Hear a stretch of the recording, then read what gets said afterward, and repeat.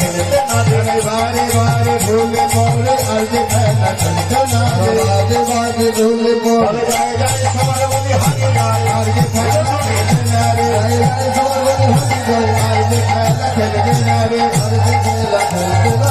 আর যে খেলা খেলতে না রে খেলা খেলছে খেলা খেলতে খেলতে দেখে দাদা বলাই নাই কোথায় গেল খুঁজে বেড়াচ্ছে এখন দাদা বলাইকে খুঁজতে খুঁজতে সুমন এসে বলছেন কানাই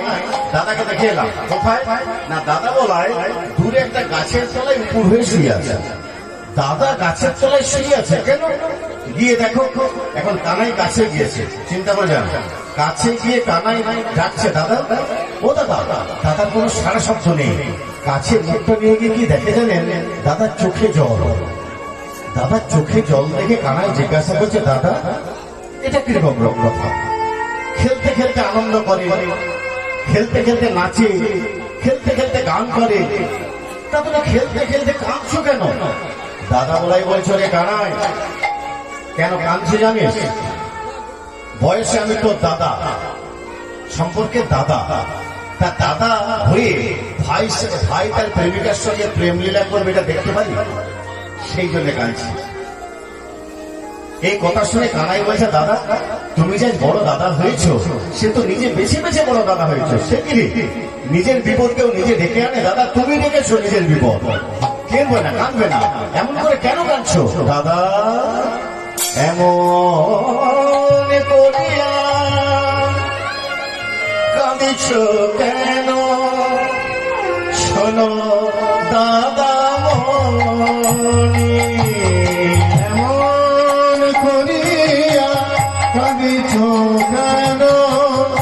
শোনো দাদা মনি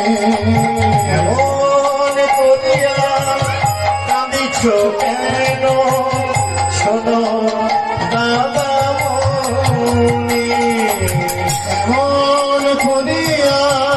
কাঁদিছ কেন শোনো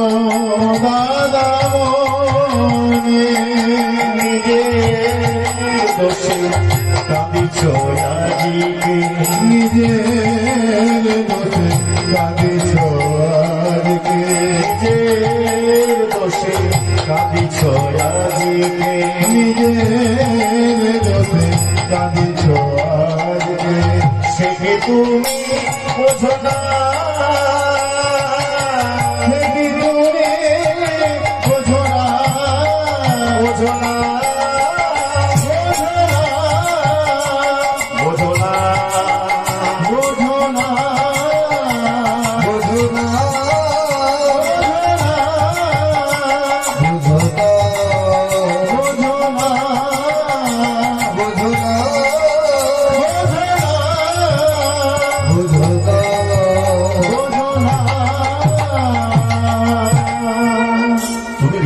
দোষে নিজে বেছে বেছে বড় দাদা হয়েছে তখন সত্য কথা দাদা বলাই যে দাপরে বড় দাদা হয়েছে নিজে ইচ্ছে করে দাদা হয়েছে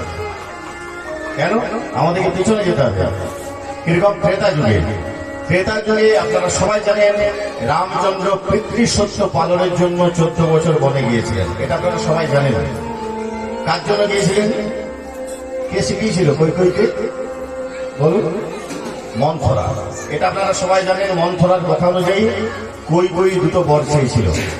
এক বরে ভরতকে রাজা করতে হবে আর 2 নম্বর বরে কি করতে হবে রামকে বনবাসে পাঠাতে হবে কিন্তু দেখুন বাল্মীকি মুনির লেখা যে রামায়ণ তাতে 24,000 শ্লোক আছে ওই রামায়ণের মধ্যে কোথাও কিন্তু এই কথাটা লেখা নেই আপনারা